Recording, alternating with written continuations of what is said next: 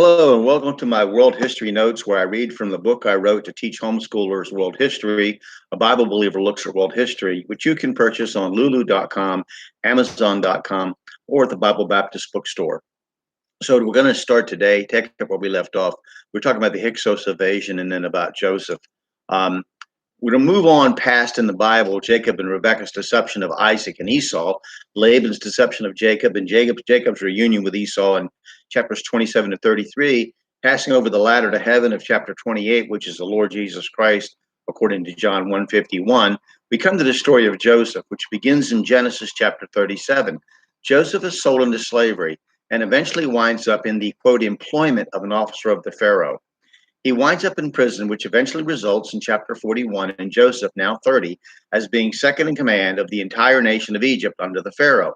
The question many scholars ask is, who was Joseph in the extra-biblical historical record of ancient Egypt? There are many beliefs as to his identity outside of the biblical record. We know, sorry about that, cat walked in front. We know that God calls him, but what did the ancient Egyptians call him? Verse 45 of chapter 41 says that Pharaoh called him Zapha-Natha-Paneah, which, according to Strong's Concordance, it's Zath-Nath-Paneah, which, according to Strong's Concordance, means treasury of the glorious rest.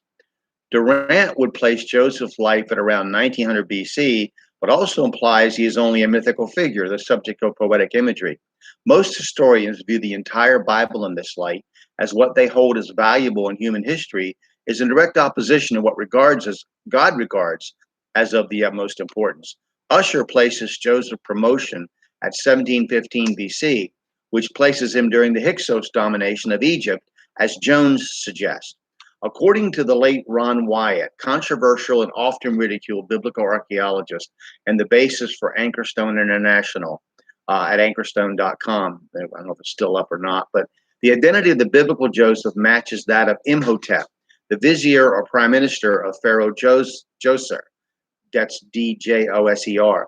This group reports on their website that Imhotep translated means the voice of I am, or I am.